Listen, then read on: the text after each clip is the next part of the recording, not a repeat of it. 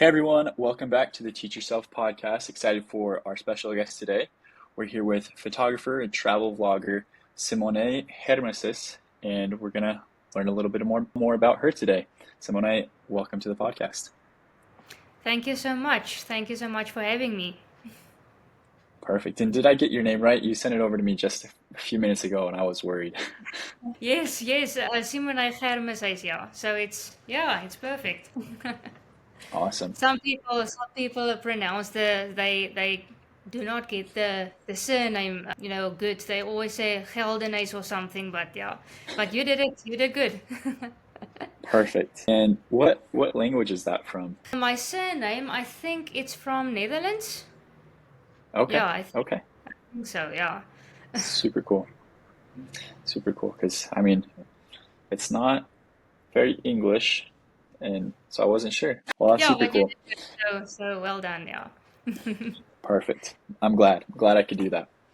Well, just kind of tell me some more about yourself, Simone, and the things that you're doing, and really just kind of your story, wherever you'd like to start and wherever you'd like to finish. We'd like to just hear some more about you so we can get to know you. All right, cool. So basically, when I think it's now about 11 or 12 years since I completed my high school matriculated, and like many students, you don't really know what your path should be. And I was between stuff, and because I am also a musician, so I learned myself how to play guitar and all that, and also performed or had a lot of gigs as well at that point. And I thought that, okay, this is my path that I should actually follow. And then the other thing is in South Africa, if you are not a big artist name, then you won't really make it that much. So I thought, okay, what can I do to actually earn an income? And then, long story short, I actually enrolled in a college in where I live in Wellington, South Africa, and I enrolled in a college for community work. And then from that, I actually did practical, say half a year practical as an organization. And I thought, but okay, because there I got to work with social workers. I thought that, oh, this is something I want to do and to pursue. So I actually then went to the university and I got my honors degree in social work. And then when I finished, I thought because I worked at one or two places, and I thought, yo, this is difficult. This is hard. And then later on, I resigned, and that was not no longer one of my passions. So yeah, it's funny because I always thought about how other people should feel that studied for say 5 or 6 years on something and work hard because it's hard work, and then all of a sudden when you finish then you find out it's not actually what you want to do. So yeah, it's very ironic, but anyway. And then it was a difficult couple of years actually for me, because I also felt that I disappointed other people, but more myself. Because I have that degree, no one can take it away from me, but I am not actually working in that field anymore. And then, strange enough, my uncle, he was a wedding photographer. He doesn't do it anymore though.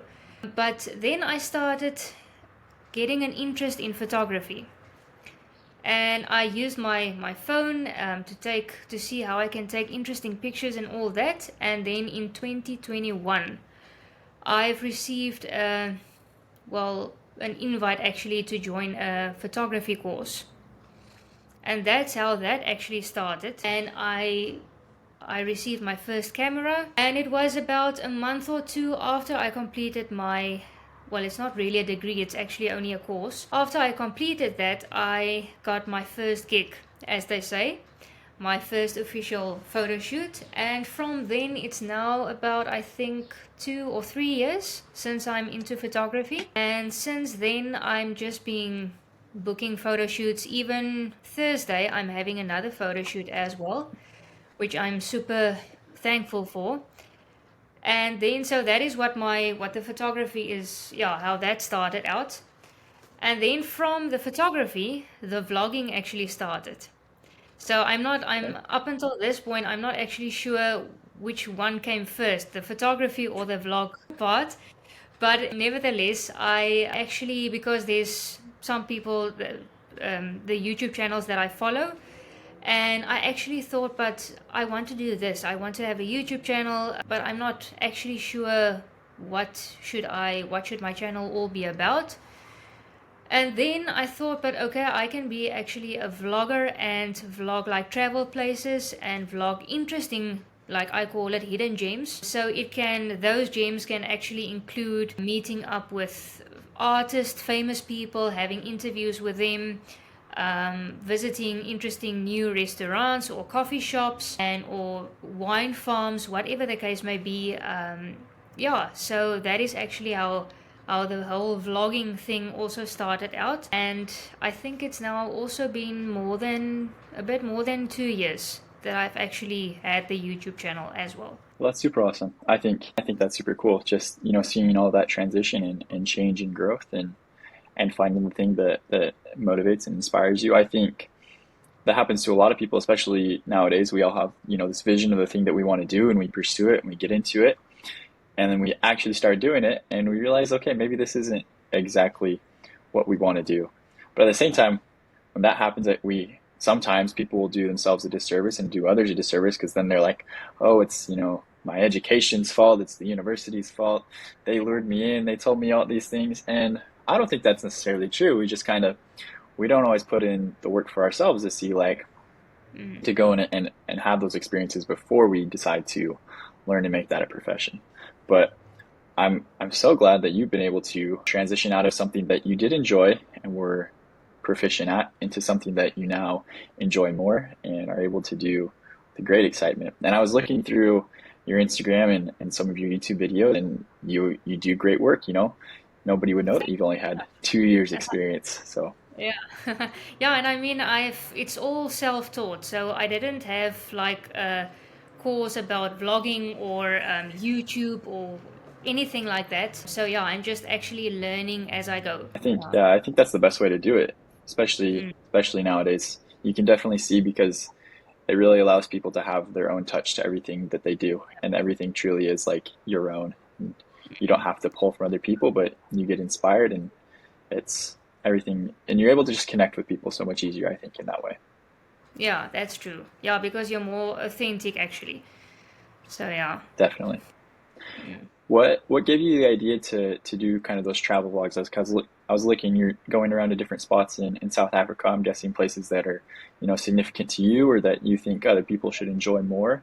What inspired you to kind of go do that, and how do you find those locations? Well, actually, as I go, say for example, Cape Town. I'm sure you're familiar with it. Cape Town is a very, very popular city, as you know. So, for example, I don't want to say too much about my next vlog that's coming out, I think, beginning of next week. I'm still contemplating it. But anyway, so when I go to, for example, say I want to go a day to Cape Town, then I take my camera with and I vlog as I go. So just to get like more and more content. And some of the locations, my channel is also about exploring like when new coffee shops opened. So sometimes they will not attract as many views as, say, for example, Cape Town, because they are still an unfamiliar coffee shop. But I mean, as they get familiar, then those views will also grow, and people get to see what, for example, Wellington has to offer, or Paarl, which is near Wellington. But yeah, Cape Town is also the best place. I mean, I love Cape Town, and there's a lot to do. So it offers a lot of various different things to do there and to explore. I mean, sometimes people in that lives in my town, Wellington, they will also contact me and tell me, but wow, they didn't actually know that that place existed in Wellington and they lived there for, say, 5 years or whatever. So yeah, it's good to give people that experience from my videos and for them as well to discover their town as well. That's super cool. That's super Yeah. cool. I think that's so true about anybody. You know the least about your own backyard. Everyone has all these hopes and dreams to go visit these far off distant places because they look so amazing, but you Yeah. travel, 30 minutes to a couple hours from where you live and there's just as many cool places to go and see. So I think that's a super cool thing to be doing. Yeah, yeah. So as you're filming this content and you're putting these videos together for people, like what motivates you to do it? Is it something like just for you, or is there like a specific audience that you're trying to get this out to? Well, basically, I do it for, well, first of all, I love to do it. So, in a sense, maybe you can say it's for myself, but I mean, that would be, I say, 10%. But for the other 90%, it's for the people who come to back to my channel each and every time to actually watch the video or the vlogs. So yeah, I basically do it for, I mean, I can't wait each time when I vlogged about a certain place, and then I just want to edit it as soon as possible just to get it out to them, and so that they can see. But yeah, what video is next? I mean, there's some of my on my subscribers on my channel. They tell me each and every time that they can't wait when a video drops on my channel, that they start to ask themselves sometimes, but oh, when does another video or the vlog drops? So yeah, that's pretty cool to know that. Yeah, that's definitely that's Yeah. that's the best feedback you can ever get, to know that Yeah. the people that are watching will just come back wanting more. That's awesome. That's awesome. Yeah. As for your photography, a lot of your images are those graduating or finishing. Is it, you said matriculation? Is that what it's called? Like, is that your version of It's high school in South Africa? yes, it's matric farewells. Yeah. Okay. Okay. Yeah. And as you go through those, how do those people find you, or why do they come to you for your photography? I think they, well, that's what I think. I mean, from the feedback that I get as well, I think that I give them quality photos, first of all.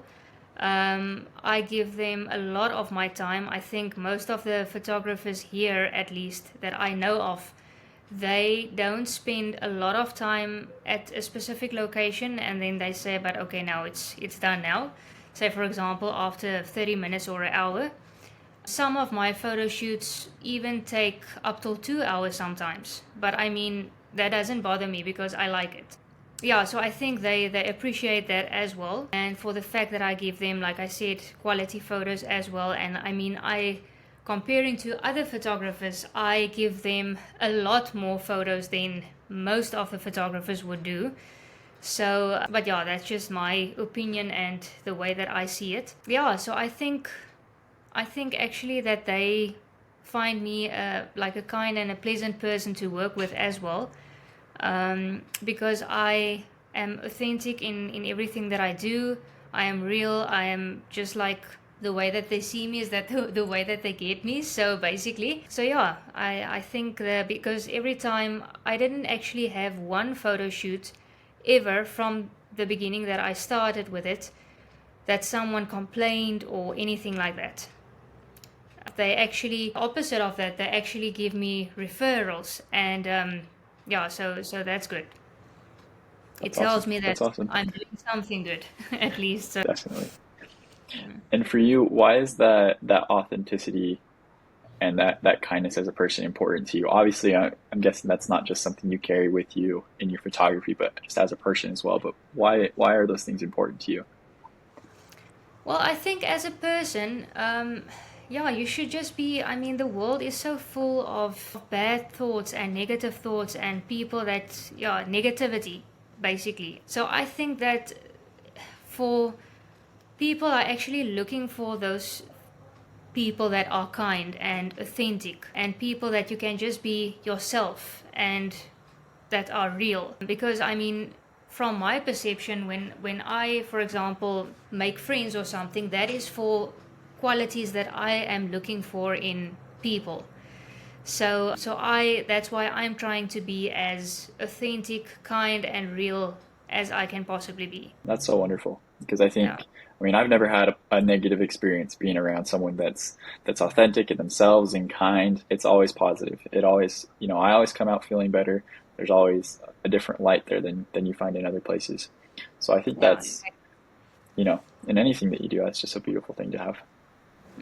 Yeah, that's a good quality to have, I would say as well. Yeah. And kind of thinking these things over, going down this train of thought a little bit more. Sorry, I had Yeah, it's fine. formulating a Fine. thought and it's left me. How? Yeah. So I think we've kind of touched on this a little bit, but how do you then, you take those aspects of your character and your personality, how do you feel like you translate those into the videos that you create and the pictures that you take? I think to answer that question, the in the vlogs, for example, or the videos that I do, I'm not there's actually an Afrikaans word for that, but I'm actually searching now in my head for the English word. Okay, let's call it. I'm not false. I'm not false in the things that I am trying to present on the videos. So I will just say something in a kind way as it is, and yeah, yeah, I think that's actually the biggest thing. I'm not a, yeah, I'm actually once again authentic in the videos that I do and that I present as well. So yeah, I don't know if that answers the question. I think Um, so.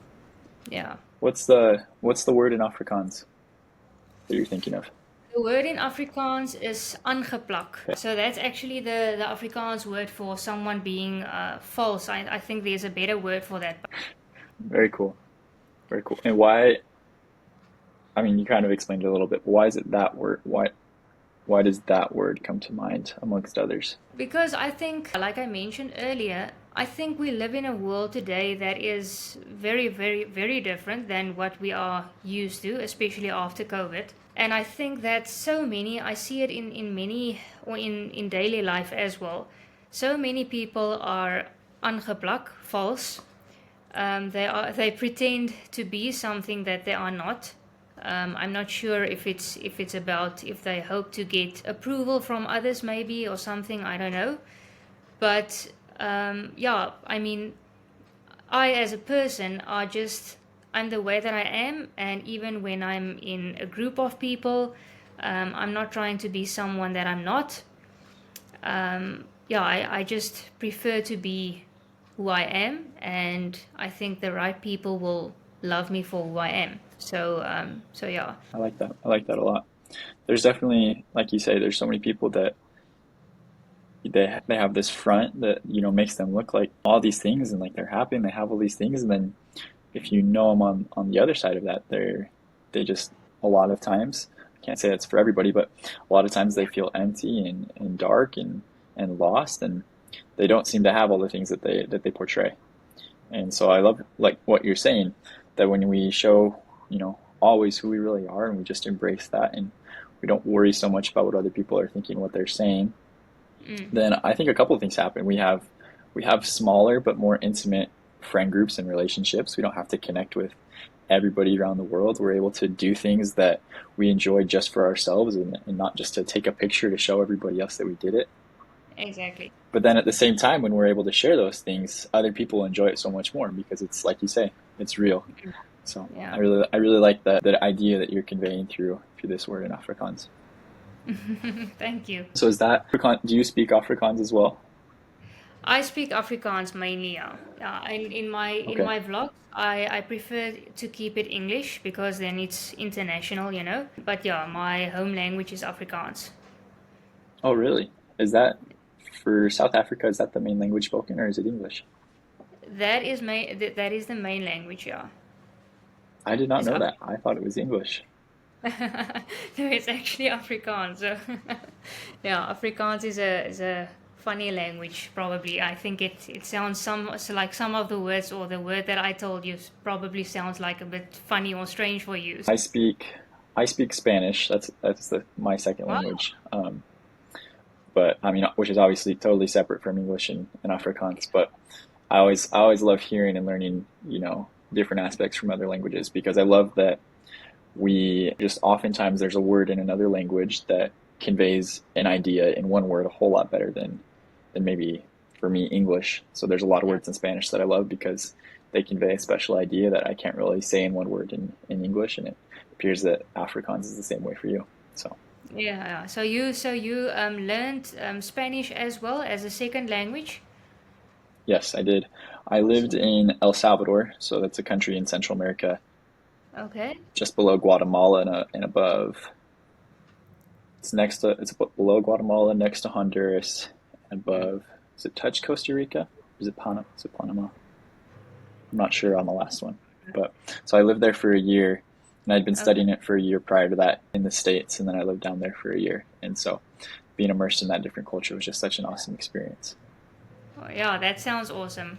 I love integrating with different cultures and learning about that. And that's one reason I've been super open to.